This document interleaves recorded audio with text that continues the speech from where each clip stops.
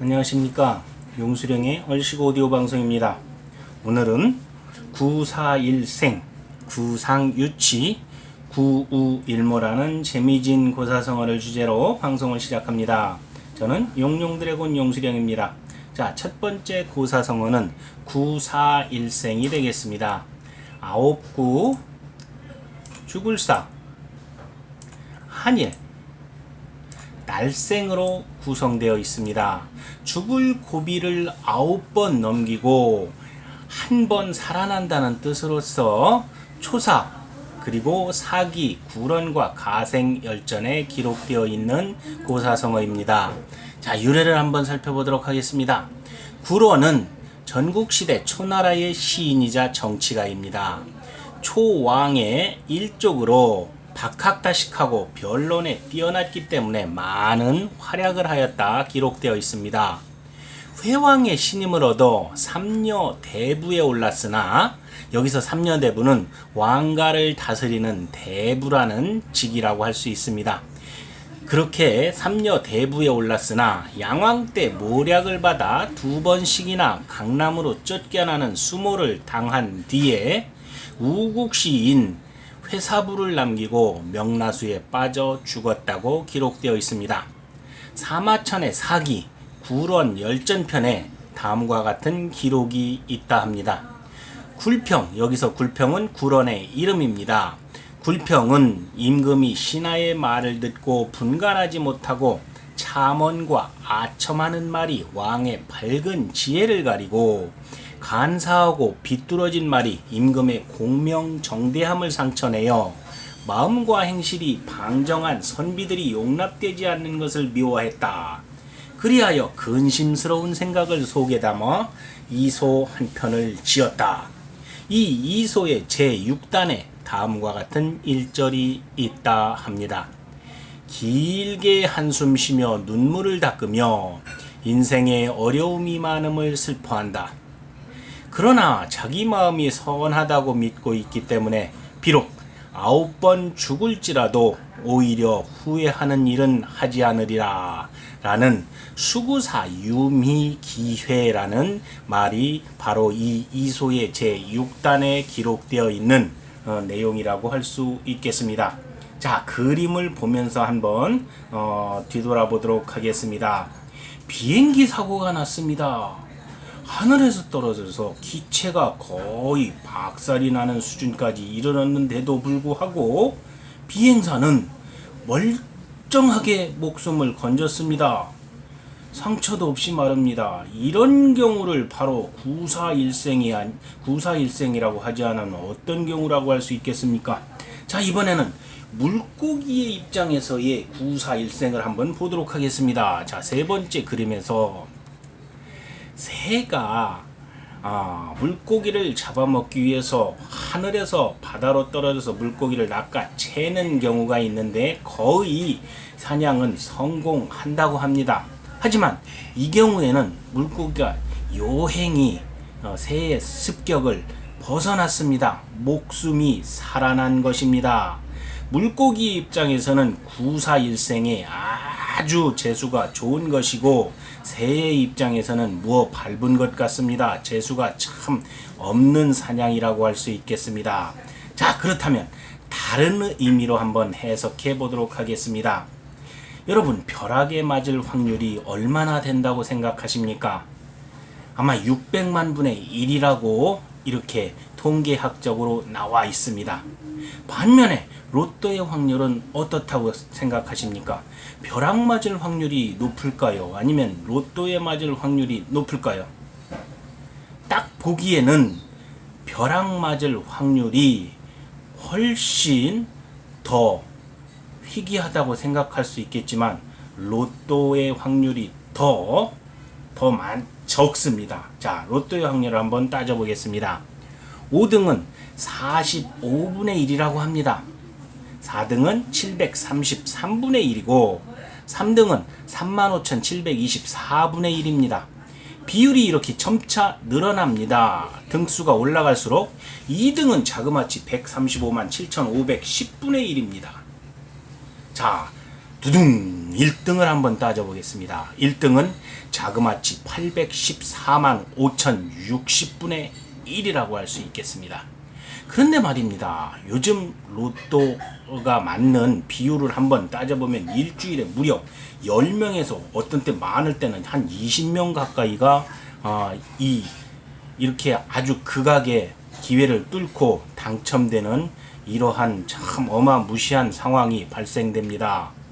참 제 입장에서 보면은 되게 많이 배가 아픈 상황이 되겠습니다. 자, 엉뚱한 소리를 하지 마시고, 자, 구사일생과 천재일우는 기회라는 측면에서 동시성을 갖고 있다고 할 수 있겠습니다. 사람이 사고를 당해 죽음에 처하는 상황이 그다지 많지 않고, 더하여 9번 죽을 상황을 벗어나 살아날 가능성이 얼마나 많을 것이라고 생각하십니까? 그렇다면 벼락 맞을 상황과 로또 1등에 당첨될 확률 또한 희귀성 측면에서 구사일생의 상황과 같은 의미를 갖는다고 할 수 있겠습니다.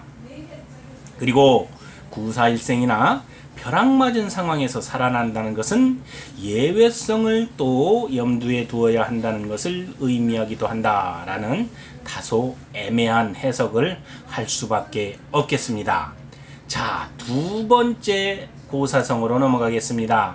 구상유치가 되겠습니다. 자, 입구자, 오히려 상자, 젖유자, 냄새취차로 구성되어 있습니다. 언어와 행동이 매우 유치하다는 뜻으로서 김삿갓의 일화에서 이렇게 구상유치라는 말이 생겼다고 합니다. 말 그대로 단어를 해석하자면 입에서 아직 전내가 난다 라는 뜻으로서 언어와 행동이 매우 유치함을 표현한다고 할 수 있겠습니다. 자, 김삿갓에 관한 이야기 중에 하나의 일화를 소개하도록 하겠습니다. 어느 더운 여름철 한 곳을 지나노라니 젊은 선비들이 개를 잡아놓고 술을 주거니 받거니 하며 시를 짓는답시고 마구 떠들어대고 있었답니다. 술을 좋아하는 김삿갓이 회가 동하지 않을 수 없었습니다. 말석에 앉아 한 잔 돌아오기를 기다리고 있는데 행색이 초라해서인지 이놈의 선비들이 김삿갓을 본채도 않고 있습니다. 자, 그러자 김삿갓은 약간 안이 꼬운 생각이 들어서 구상유치로군 하고 일어나 가버렸다 합니다.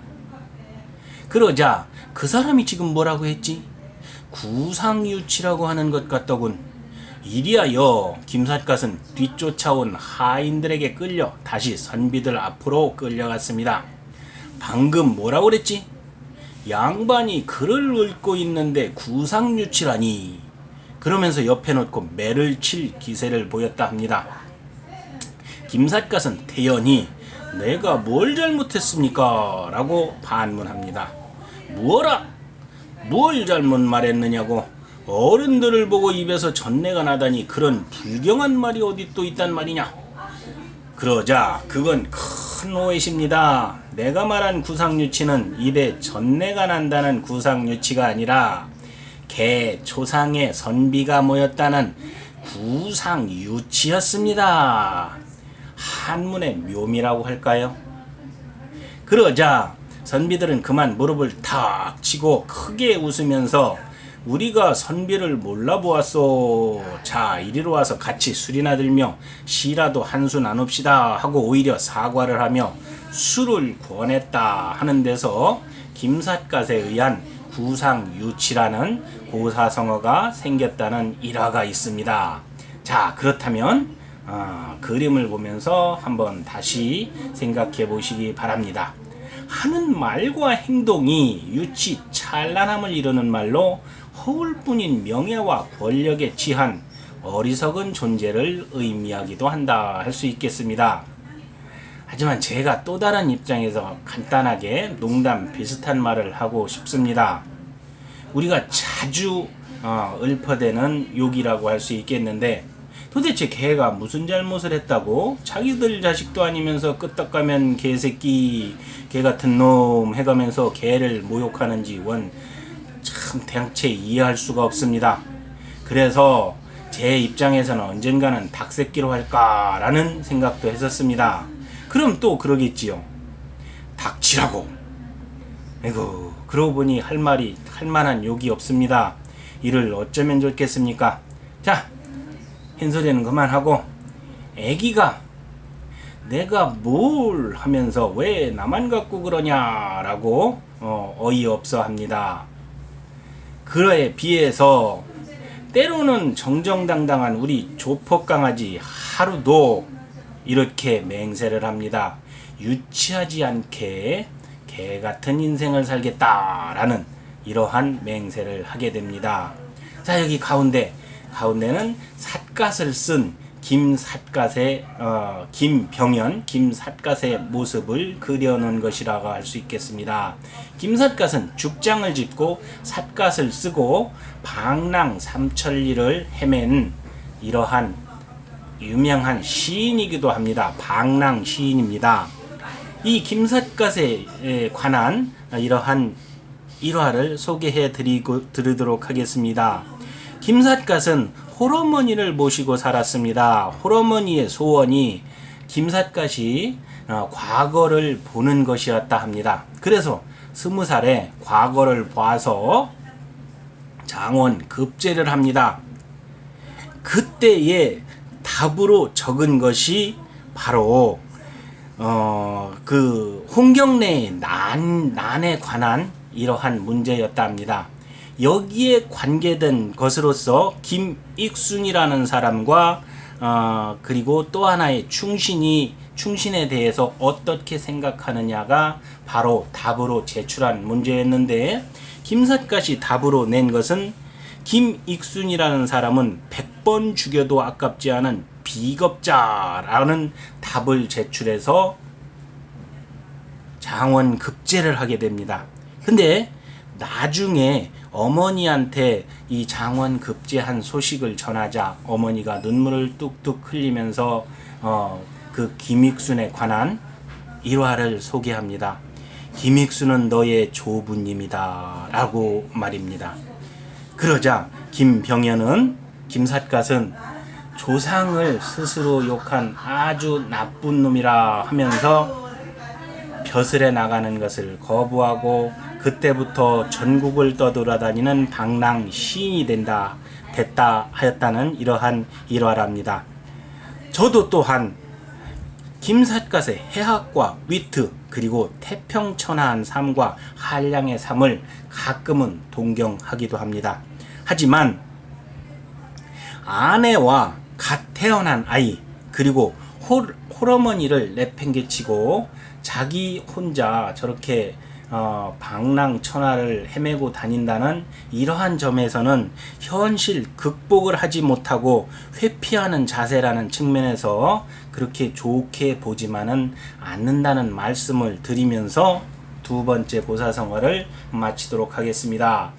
그리고 이제 마지막 구일모에 대한 고사성어를 소개해 드리도록 하겠습니다. 자, 구일모는 아홉 구자, 소우자, 한일자, 털모자로 구성되어 있습니다. 극히 작은 것을 비유하는 것으로서 보이만서에 기록되어 있습니다. 자, 9마리 소 중에 뽑은 한 개의 털이라는 뜻으로서 가장 작은 것을 비유하는 것이라고 할 수 있겠습니다. 유래를 살펴보도록 하겠습니다. 한나라의 7대 황제인 무제 때에 5천의 보병을 이끌고 흉노를 정벌하러 나갔던 이릉 장군은 10배가 넘는 적의 기병을 맞아 전쟁에 돌입한 지 10여일간은 잘 싸웠지나 결국 중과부적으로 패하고 말았습니다. 그런데 이듬해 놀라운 사실이 밝혀집니다. 난전 중에 전사한 줄 알았던 이릉이 흉노에게 투항하여 후대를 받고 있었다. 아주 후한 대접을 받고 있었다라는 것이었습니다. 이를 안 무제는 크게 노하여 이릉의 일족을 차명에 처하라고 엄명했다 합니다. 그러나 중신을 비롯한 이릉의 동료들은 침묵 속에 무제의 안색만 살필 뿐 누구 하나 이릉을 위해 변호하는 사람이 없었다 합니다. 이에 분개한 사마천이 그를 변호하고 나섰답니다. 사마천은 지난날 흉노에게 경외의 대상이었던 이광 장군의 손자인 이릉을 평소부터 목숨을 내던져서라도 국난에 임할 용장이라고 굳게 믿어왔기 때문입니다. 그는 사가로서의 역사를 편찬하는 이러한 작가로서의 냉철한 눈으로 사태의 진상을 통찰하고 대담하게 무제에게 아뢰었다 합니다. 황공하오나 이릉은 소수의 보병으로 오랑캐의 수만 기병과 싸워 그 괴수를 경악케 하였으나 원군은 오지 않고 아군 속에 배반자까지 나오는 통에 어쩔 수 없이 패전한 것으로 생각되옵니다. 하오나 끝까지 병졸들과 아픔을 같이 한 이릉은 인간으로서 극한의 역량을 발휘한 명장이라 해도 과언이 아닐 것이옵니다. 그가 흉노에게 투항한 것도 필시 훗날 황은에 보답할 기회를 얻기 위한 고육책으로 사료되오니 차제의 폐하께서 이릉의 무공을 천하에 공표하시옵소서. 그러자 무제는 진노하여 사마천을 투옥한 후 궁형에 처했다 합니다. 세인은 이 일을 가리켜 이릉의 화라 일컫고 있었다 합니다. 여기서 궁형이라는 것은 남성의 생식기를 잘라 없애는 것으로 가장 수치스러운 형벌 중의 하나입니다. 사마천은 이를 임한에게 알리는 글, 즉 보임한서에서 최하급의 치욕이라 적고 이어 착잡한 심정을 이렇게 쓰고 있습니다. 내가 법에 따라 사형을 받는다고 해도 그것은 한낱 9마리의 소 중에서 터럭 하나 없어지는 것과 같을 뿐이니 나와 같은 존재는 땅강아지나 개미 같은 미물과 무엇이 다르겠나. 그리고 세상 사람들 또한 내가 죽는다 해도 절개를 위해 죽는다고 생각하기는커녕 나쁜 말하다 큰 죄를 지어 어리석게 죽었다고 여길 것이네. 사마천이 수모를 당하면서까지 살아가는 데는 그만한 이유가 있었다 합니다. 당시 사마천은 태사령으로 봉직했던 아버지 사마담이 임종시에 통사를 기록하라 라고 한 유언에 따라 사기를 집필 중에 있었기 때문입니다. 그래서 그는 사기를 완성하기 전에는 죽을래야 죽을 수도 없는 몸이었다 합니다. 따라서 궁형이라는 남자에게는 아주 치욕스러운 형벌을 받으면서까지도 목숨을 보존한 이유가 여기에 있었다 합니다. 그로부터 2년 후에 중국 최초의 사서로 부르의 명자라 꼽히는 사기 130여 권이 완성되어 오늘에 전해지게 되었다라는 이러한 사실이 되겠습니다. 자, 그림을 보면서 한번 살펴보도록 하겠습니다. 이 구일모와 비슷한 유사한 의미로 사용되는 것들이 바로 창해일속입니다. 바닷속에서 한 톨의 좁쌀을 찾는 것과 유사한 의미라고 할 수 있겠습니다. 창해일속, 또 우리말로는 모래사장에서 바늘 찾기, 그리고 한양에서 김서방 찾기 등과 비슷한 의미로 사용된다 할 수 있겠습니다. 자, 그림을 한번 보도록 하겠습니다. 내가 제일로 귀엽다냥 하는 고양이 털이 얼마나 몇 개인지 혹시 여러분 아십니까? 그렇다면 고양이보다 몇 배나 덩치가 큰, 여기서 중간에서 알라부 하면서 사랑을 고백하고 있는 이 소의 털은 고양이에 비해서 또 얼마나 더 많겠습니까? 거기에 한 마리도 아닙니다. 9마리의 소의 털을 모두 곱했는데 거기에서 한 올의 털이 얼마만큼의 가치를 지니겠습니까? 아주 작은 것을 비유한 것이라고 할 수 있겠습니다. 자, 그렇다면 이러한 귀여운 양이의 모습과 그리고 소의 모습과 같은 것에서도 알 수 있겠지만, 이런 모든 것들에 비해서 우주는 아주 거대하고 거대합니다. 우주에 비하면 모든 것이 하찮다고 밖에 할 수 없습니다. 자, 우주의 크기를 한번 따져보겠습니다. 우주에서 태양계는 은하계의 일부이며, 은하계는 국부은하군의 일부이고, 국부은하군은 국부초은하단의 일부입니다. 이렇게 위에서부터 쭉쭉 내려와서 태양계에서 출발해서 국부초은하단의 일부까지 하나의 행성으로 이렇게 구성되어 있다 할 수 있겠습니다. 그리고 지구는 국부초은하단의 일부에 해당하는 행성이라고 할 수 있겠습니다. 참고로 우리가 과학적으로 인식하고 있는 우주는 1000억 개 이상의 은하를 포함하는 100억 광년 이상의 공간적 범위를 갖고 있으며, 과거 100억 년 이상, 100억 년간에 걸쳐서 계속 팽창하고 있다고 할 수 있겠습니다. 워낙에 어마무시한 수치라서 도대체 감이 잡히지 않는 수치라고 할 수 있겠습니다. 자, 여기서 1000억 개 이상의 은하라고 하는데, 태양계를 1000억 개 갖고 있는 게 하나의 은하계입니다. 그렇다면 여기서 한번 따져보시면 지구가 얼마나 미미한 행성인지, 그리고 우주가 얼마나 광대무변한 이러한 구성체인지 짐작이 가시리라고 생각합니다. 말로는 짐작이 가지만 머리로는 도저히 상상이 되지 않는 이러한 엄청난 크기를 자랑하는 것이 바로 우주라고 할 수 있겠습니다. 이렇게 아주 거대한 것에서 극히 미미한 부분을 지칭하는 것이 바로 구일모라는 고사성어라고 할 수 있겠습니다. 이상으로 오늘 용수령의 고사성어 방송을 마칩니다. 저는 용용드래곤 용수령입니다. 다음 시간에 뵙겠습니다. 감사합니다.